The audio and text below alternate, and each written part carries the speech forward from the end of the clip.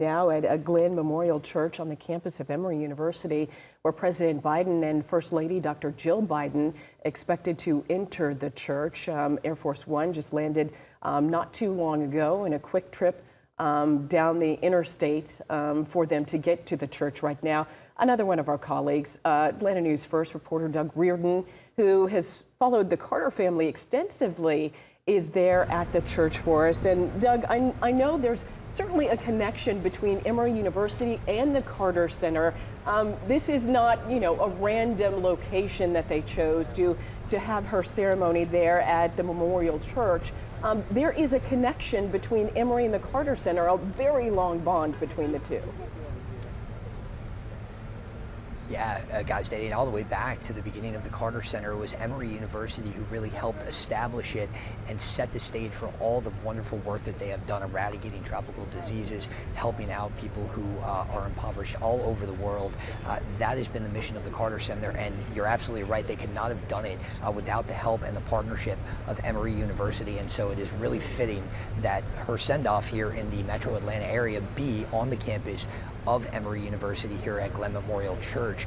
And again, as you've seen throughout the morning, this is not the biggest church in the world. It is not the most massive facility that they even could have picked in the immediate area, but it is that connection that led them to have the services here, have her final farewell be from the campus of Emory University. It is that one more partnership between the Carter Center and this really esteemed university that we are going to see play out here today. And we did just see what we believe to be President Biden and First Lady Jill Biden's motorcade arrive here. We saw a large line of black SUVs with the sirens, with the lights. One of them had the presidential flag next to the American flag on the front of them, and that is usually a pretty good indicator that either a former or a current president, and in this case both, are inside of that car. And so they are just waiting now to go into the building.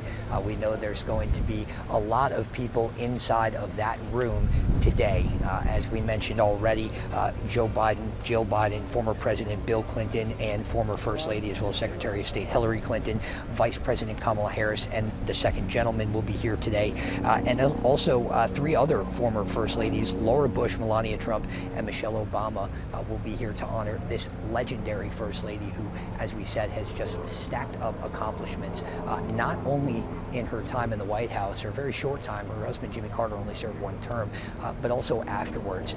I remember during our trip to Plains when President Carter had announced that he was entering hospice, we interviewed a documentarian and an author who had written a few books on the Carters, and he said something that I don't think I'll ever forget. He said they are the only first family to do more after they left the White House than they did in it, and that is certainly true with their humanitarian work through the Carter Center, with their efforts working with Habitat for Humanity, building dozens upon dozens of houses in their time since leaving Washington, and even down to her love of conservation. Rosalynn Carter was a huge conservationist. She had a huge project in putting butterfly gardens around the state. We have one here in Atlanta at the Carter Center. There are several down in Plains trying to rehabilitate monarch butterflies. And so their work was really about the little people, the people that had been overlooked, that may seem insignificant. And so this is a day to honor her work inside the White House and outside of it. The trails that she blazed for women,